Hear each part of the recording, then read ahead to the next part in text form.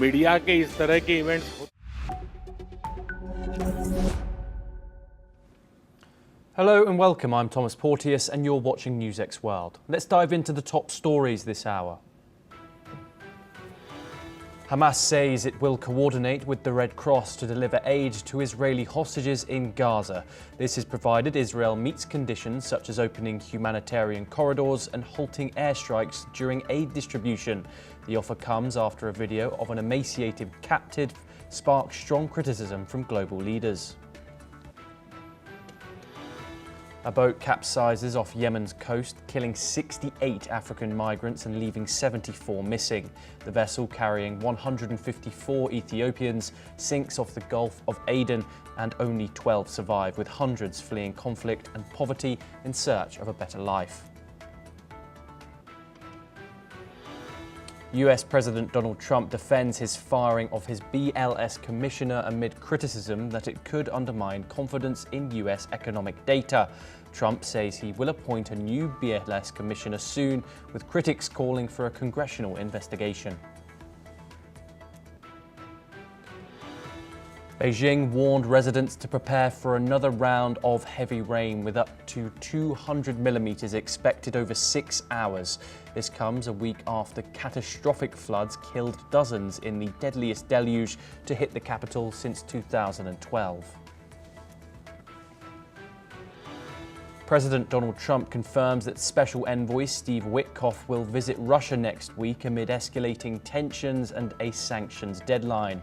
Trump also states that 2 nuclear submarines are deployed to the region ahead of the US sanctions decision on Russia. President Donald Trump and Canadian Prime Minister Mark Carney expect to talk in the coming days after the US imposes a 35% tariff on goods not covered by the US-Mexico-Canada trade agreement. Canadian officials remain hopeful a deal to lower tariffs is still possible. Japanese Prime Minister Shigeru Ishiba announced plans to compile an extra budget to mitigate the economic impact of US tariffs. This move faces pressure from opposition parties to increase spending and cut Japan's sales tax after a recent electoral defeat. Supporters of former Brazilian President Jair Bolsonaro protest in several cities against Supreme Court Justice Alexandre de Moraes and President Lula. The protesters demand amnesty for those involved in the alleged coup attempt after Lula's January 2023 inauguration.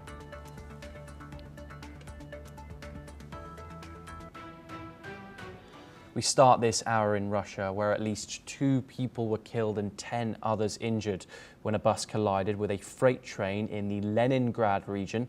This comes from the Regional Railway Administration.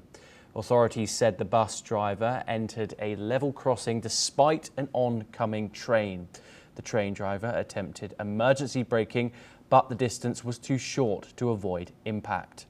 While rail officials described the vehicle as a regular service bus, Russian state news agency, the RIA, citing the local prosecutor's office, reported it was a tourist bus.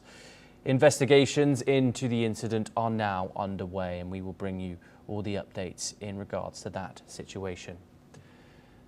However, we move now to South America, where Brazil's President Lula da Silva has reiterated his administration's openness to negotiating with the United States, emphasizing that while they are not seeking a fight, they are also not afraid. Moreover, Lula has noted the need for caution in discussions with the United States regarding tariffs imposed by President Donald Trump. Let's take a closer look at what the Brazilian president had to say on this issue. Que nós nunca mais vamos permitir que alguém de extrema direita, com a cabeça e tendência fascista, volte a governar esse país. E nós não somos uma republiqueta. Tentar colocar um assunto político para nos taxar economicamente é inaceitável. Então, quem quiser confusão conosco, pode saber que nós não queremos brigar. Agora, não pensem que nós temos medo.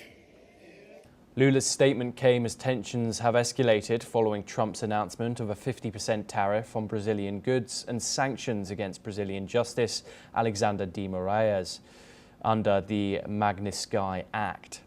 At the same time, Canada-US trade talks are also taking place. Canada's Prime Minister Mark Carney is set to speak with President Trump soon, with Minister Dominic LeBlanc highlighting that recent talks with US officials have shown encouraging signs, although a short-term deal remains unlikely. We're now joined by Peter Cardillo. He's a chief market economist at Spartan Capital Securities. He joins us live from New York. Peter, thank you very much for joining us on the program. Peter, how are the markets reacting to both these 50% tariffs on Brazilian goods and also 35% tariffs on Canadian goods? Is this seen as a one-off measure to start or a start of a broader protectionist push? Yeah, there's no doubt that, the markets reacted negatively to that. And we saw that on Friday, but there was a combination of other factors as well. But certainly, the tariffs are beginning to weaken enthusiasm in the market. The market was full of enthusiasm due to the strong earnings reports. And now, of course, we're back on focusing on tariffs, which, have a double-edged sword to it. In one respect, they're positive for the United States because they do bring in revenues, and certainly that helps decline the huge trade deficit, the huge trade deficits that we have. So that's beneficial, and it does, to a certain degree, give some sort of a pop to economic activity, although it's somewhat of a false growth activity. Of course, the negative side is that eventually these hefty tariffs that are being placed on many countries that have not signed an agreement with the United States, and even those that have signed an agreement with the United States, for instance, the EU, 15%. That's a pretty hefty tariff, and that's going to show up in inflation. And the loser is the U.S. consumer. So, it's a positive and a negative, but from a psychological standpoint and from an actual financial standpoint, it's negative. Yes, Peter, what message do you think Brazil's president is sending here by saying he is not afraid to negotiate, but urge caution? Do you think this could embolden other emerging economies? Well, look, I think, he's basically standing up to Trump and saying, I'm not afraid of you. We have to negotiate. And I think, President Trump wants that. I don't think he wants anyone just to say, okay, if you want to slap 15 or 20 or 30%, fine, we'll accept it. No, I don't think he wants that. I think he wants a fight on his hands. And I think that, eventually will lead to some sort of a more respectable levy that won't be as high and won't be as damaging to the Brazilian economy or to the United States economy. Peter, do these moves suggest that the Trump administration is weaponizing trade policy as part of a broader geopolitical strategy? And how should markets brace for that?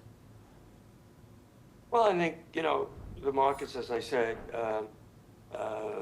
will react negatively until we see the full effects of these tariffs. According to the latest inflation data that we got, we did see inflation pick up a bit. That is measuring it by the PCE. And we saw evidence that inflation is beginning to show up due to the tariffs. The question is, how much longer do we have to see that impacting the consumer and eventually impacting consumer consumers' confidence, which has not been all that great. So, you know, if you have low consumers' confidence, obviously that means you're going to have low consumption. And if the consumption is low, that means you're going to have less economic activity. And the consumer makes up for 2/3 of economic growth in the States. So it's a question of inflation and how it's going to impact the pocketbook of the consumer. Yes, Peter Cardillo, thank you very much for that insight and joining us here on the programme. We now move on to a related development. Asia markets are trading mixed as investors assess the United States' latest round of tariffs and jobs report, which pushed Wall Street lower last Friday and spurred bets on a rate cut by the US Federal Reserve next month. According to reports, Japanese shares slid the most in almost 4 months as concerns mounted over the US economy and a potential upheaval in domestic politics. The Nikkei 225 benchmark and broader topics index plunged 2% in early trading. In Hong Kong benchmark, the Hang Seng index opened 0.31% lower, while the Shanghai Composite Index dropped 0.36%. Meanwhile, the Korea Composite Stock Price Index opened down 0.16%. However, Indian stocks started the day higher. The benchmark Nifty 50 was up 0.35%, while the BSE Sensex Index moved up 0.23% as of 9:36 a.m. local time. We're now joined by Sanjay Kumar, who's a journalist from the Korea Herald. He joins us live from Seoul. Sanjay, some numbers obviously there to pick up on. Asian markets did open mixed this morning. How are investors in Seoul and throughout the rest of Asia interpreting these signals from Wall Street and the US jobs data? Investors in Seoul looks euphoric. They are positive because of the recent conclusion of tariffs with Korea. But how long it will go is a puzzle, because this looks very temporary, and a summit which is going to happen very soon. The President Lee and President Trump is going to sit and discuss and finalize some more deals. It can be security things as well. So until that, the investors here are looking positive. So we can see some positive developments in the stock market as well here in Korea, I mean. Yes, indeed. And what do you think of the confidence of Asian markets right now? Obviously, we've seen different trade deals go through, that of Japan, that of South Korea, as you've mentioned, that of Vietnam and Cambodia. India, however, have not reached a trade deal yet, a hefty 25% tariff on India. But what are your thoughts in the confidence of the Asian indexes right now, going across the region?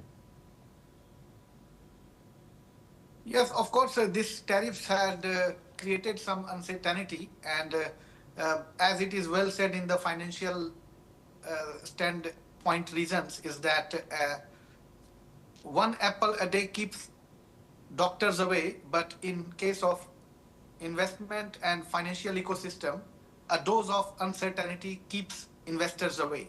So this is going to affect, but right now we are not seeing the huge effect.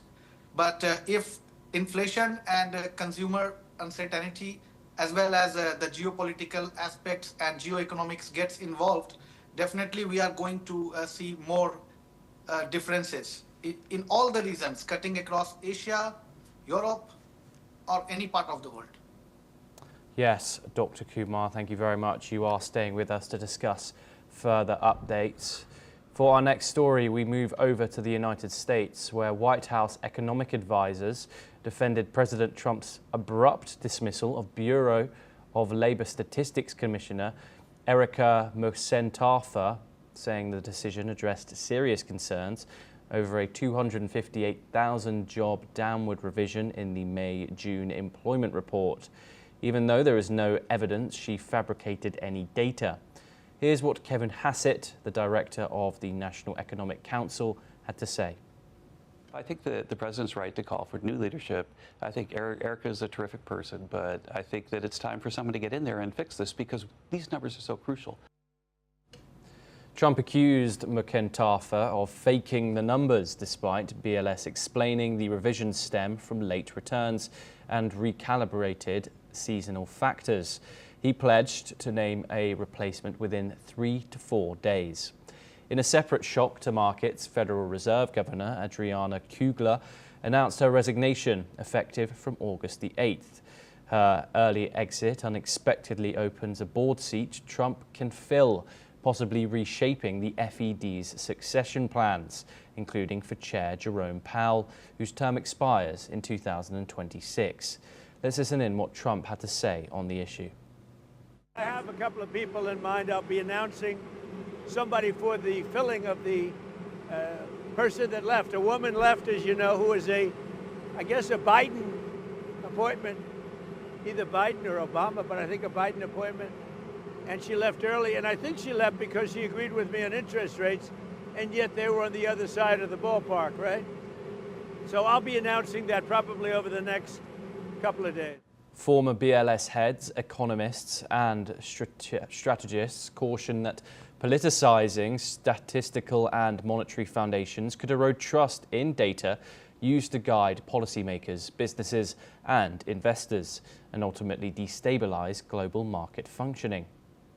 We're now joined once again by Dr. Sanjay Kumar to discuss this update from the United States. Dr. Kumar, how unprecedented is it for a sitting US president to dismiss a head of a statistical agency like the BLS, especially with no evidence presented?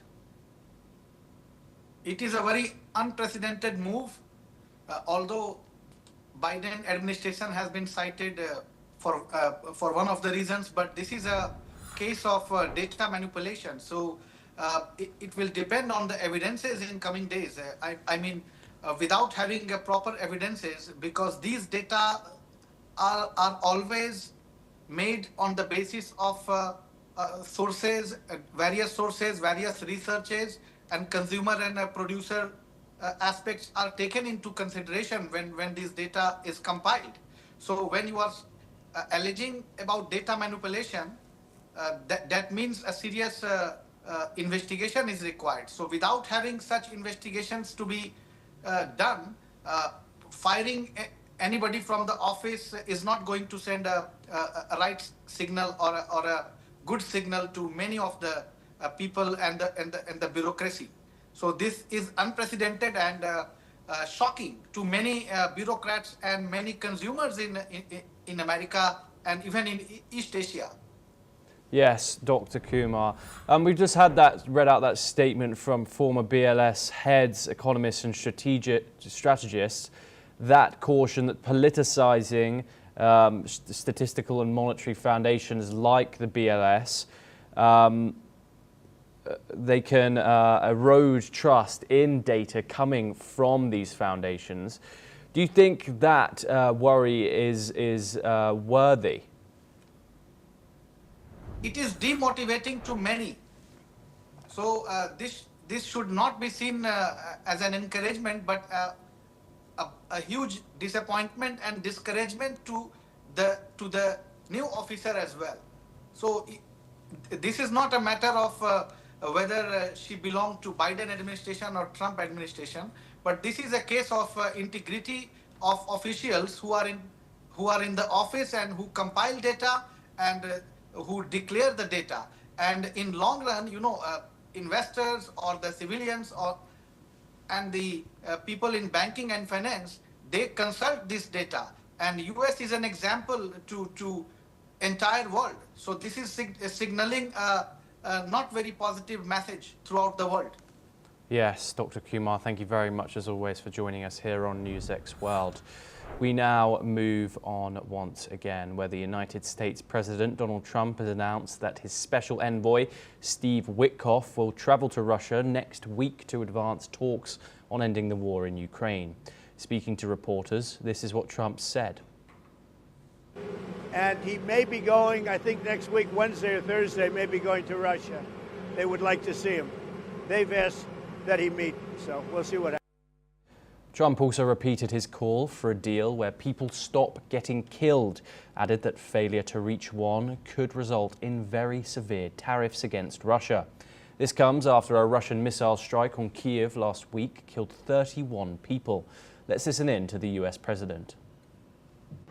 Yeah, get a deal where people stop getting killed. They had a number that just came out that a tremendous number of Russian soldiers are being killed.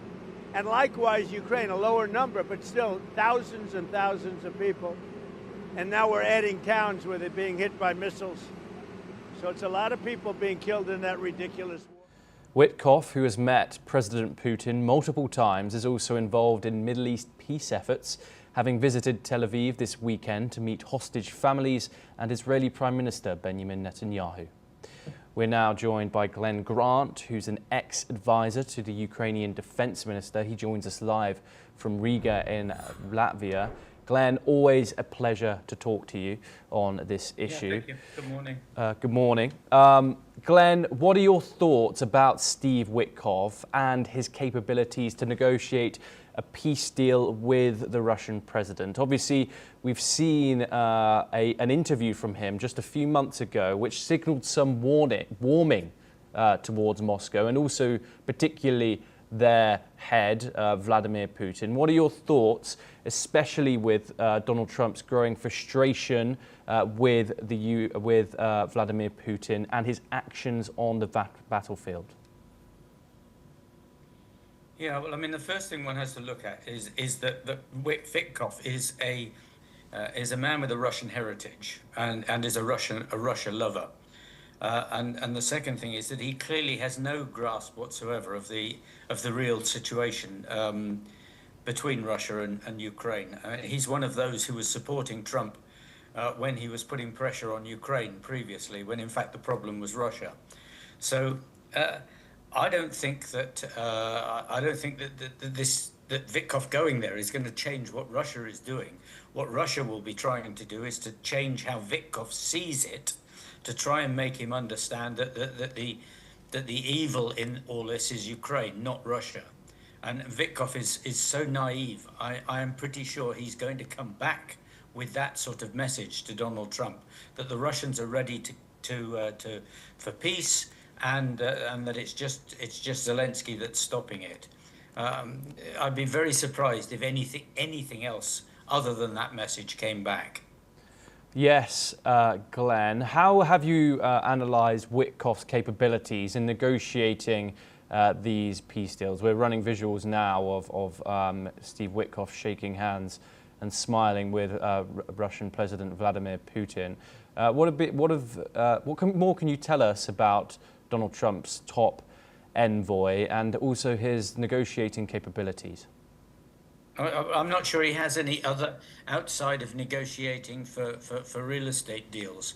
I mean, this is probably, arguably the most, or one of the most complex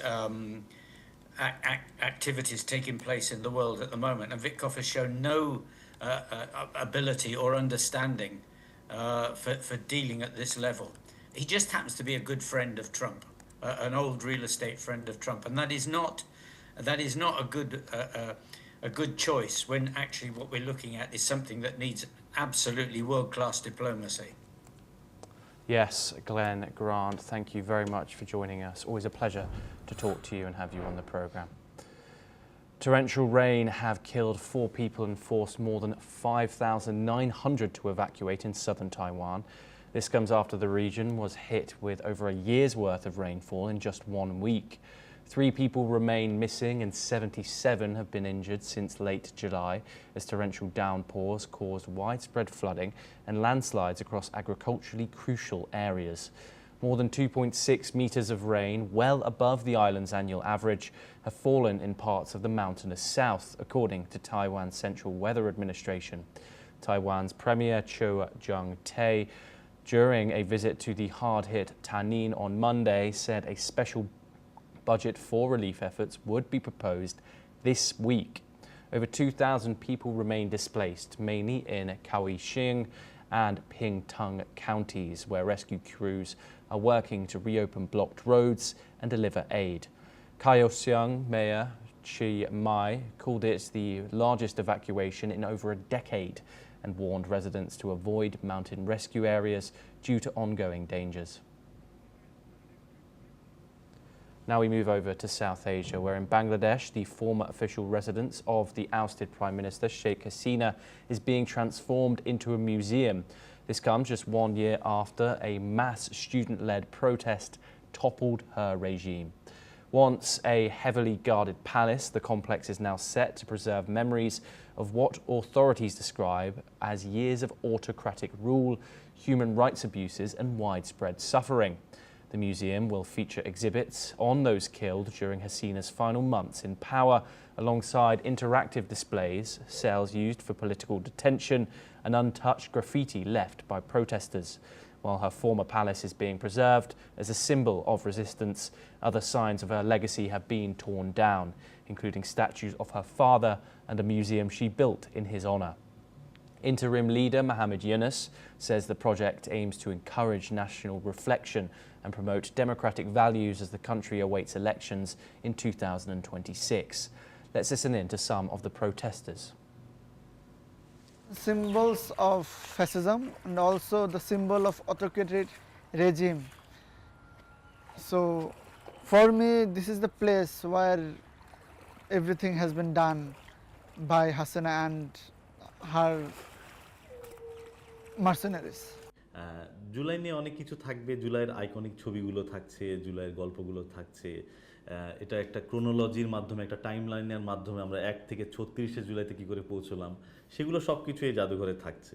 কিন্তু এর আগে আপনাকে যেটা বলেছি, জাদুঘরের বাড়তি জায়গাটা হচ্ছে কিন্তু ফিরে দেখা এবং সেই লম্বা সময়ে 16 বছরের অপশাসন, দুঃশাসনকে ফিরে দেখা। তো সেটা আমার কাছে মনে হয় একটা বিশেষ theme. Well, that is all that we have time for. We will continue to bring you more news updates from around the world. Thank you for joining us.